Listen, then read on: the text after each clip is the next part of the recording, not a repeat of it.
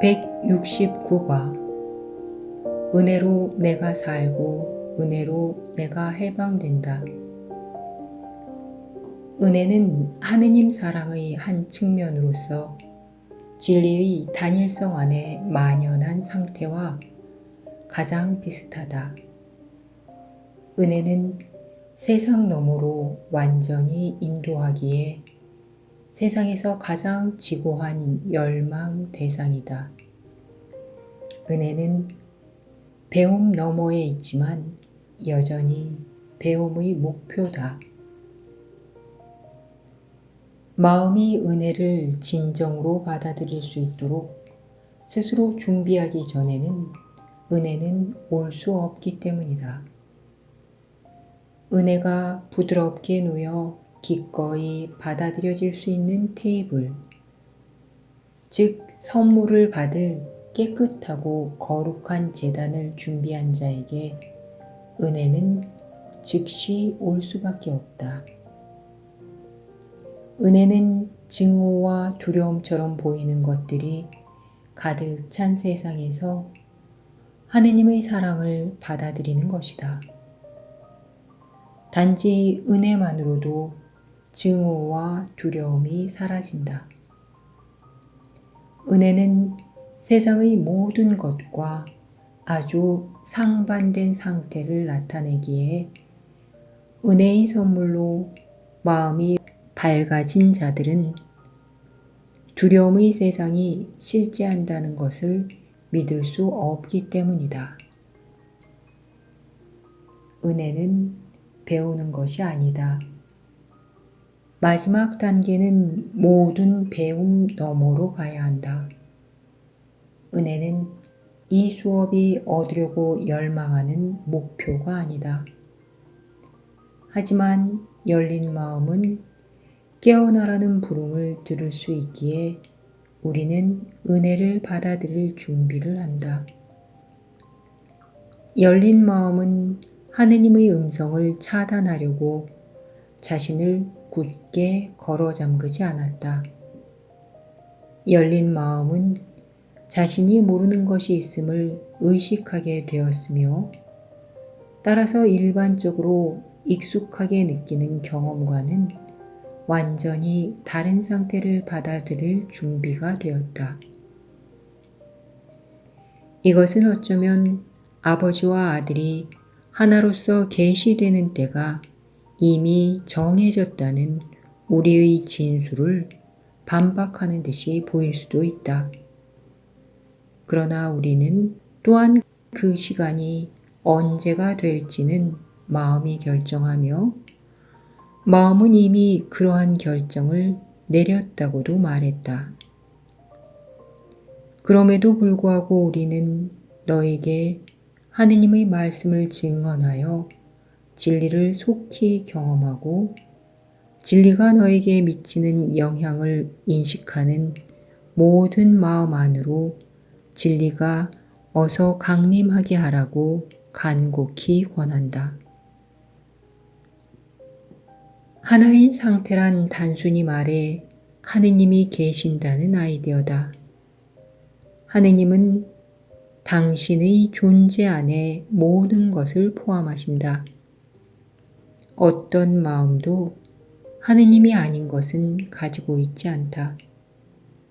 우리는 하느님이 계신다 라고 말할 뿐 더 이상 말하지 않는다. 그러한 알에서 말은 무의미하기 때문이다. 그 말을 하는 입술도 없고 이제 자신이 아닌 다른 무언가를 자각한다고 느낄 만큼 충분히 구별되는 마음 부분도 없다. 마음은 자신의 근원과 연합하였으며 그 근원 자체와 마찬가지로 단지 존재한다. 우리는 이에 대해 전혀 말할 수도 없고 쓸 수도 없으며 심지어 생각할 수조차 없다. 모든 마음의 뜻이 하느님의 뜻이라는 전적인 인식이 완전히 주어지고 완전히 받아들여졌을 때 모든 마음에게 하나인 상태가 온다. 하나인 상태는 마음을 끝없는 현재 속으로 돌려보내며 그곳에서 과거나 미래는 상상도 할 수 없다. 하나인 상태는 구원 너머에 있다.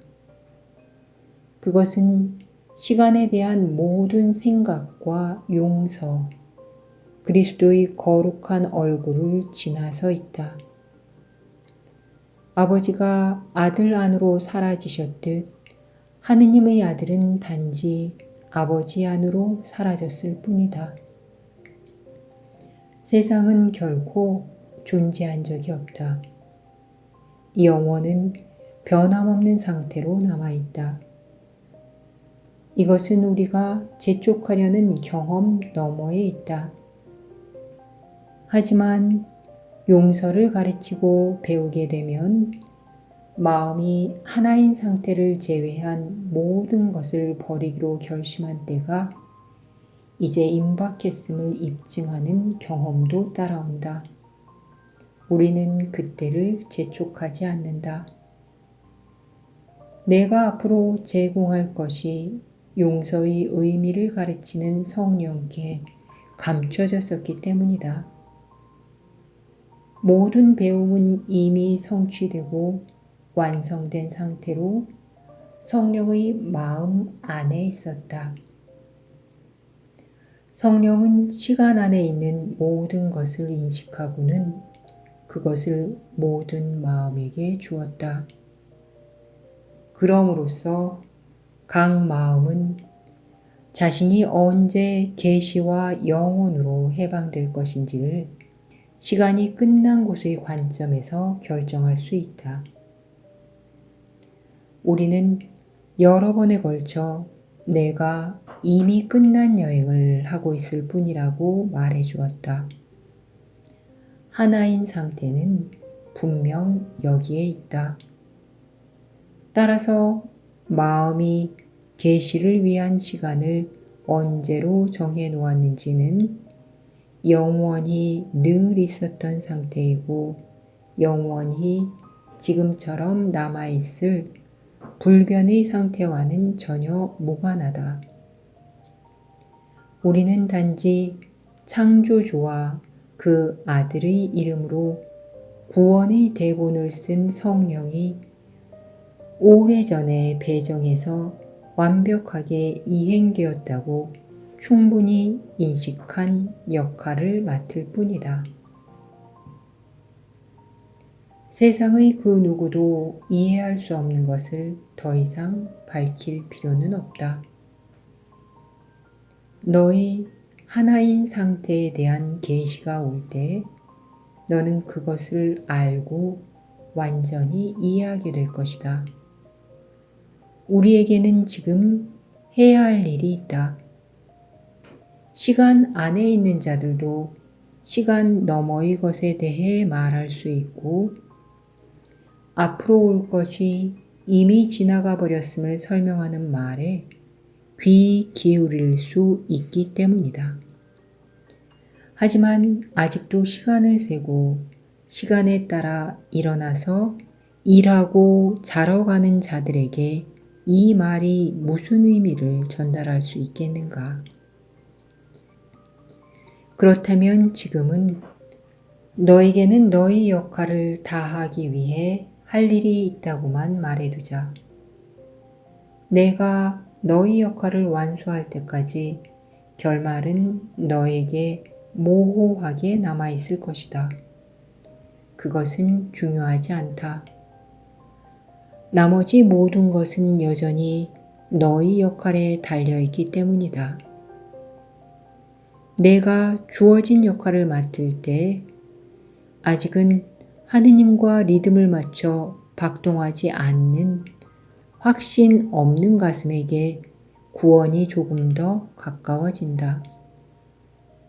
용서는 구원을 관통하는 중심 주제로서 구원의 모든 부분들을 의미 있는 관계로 유지시켜주고 구원이 진행되는 과정을 인도하며 그 결과를 확실하게 만들어준다. 이제 우리는 구원이 줄 수 있는 마지막 선물인 은혜를 요청한다. 은혜가 제공하는 경험은 시간 안에서 끝날 것이다.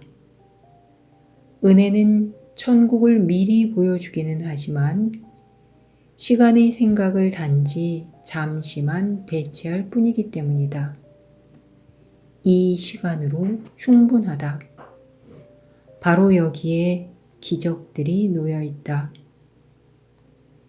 너는 은혜의 경험을 통해 받는 거룩한 순간으로부터 기적들을 가져와서 너희 얼굴에 감도는 빛을 보는 모든 이에게 돌려주게 될 것이다. 한순간 무시간성 속으로 들어갔다가 그 순간 느낀 단일성의 분명한 반영을 다시 가져와 세상을 축복하는 자의 얼굴이 바로 그리스도의 얼굴이 아니겠는가?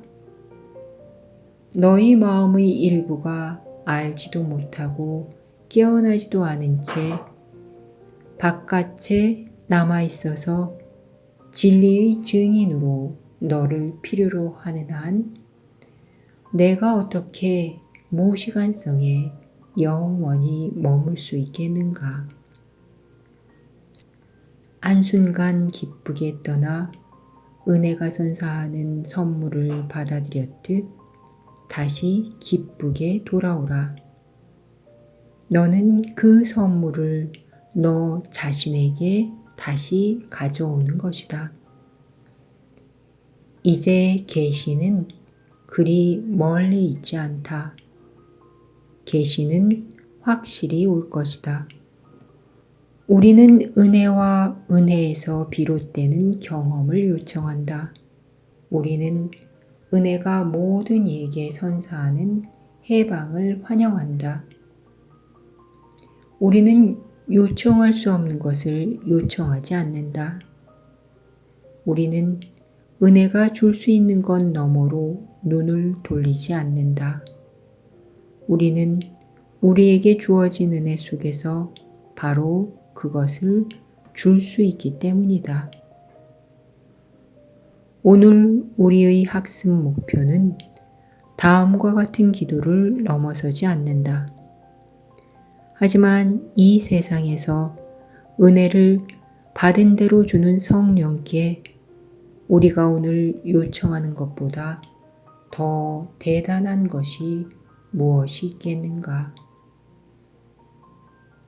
은혜로 내가 살고 은혜로 내가 해방됩니다. 은혜로 내가 주고 은혜로 내가 형제들을 해방할 것입니다.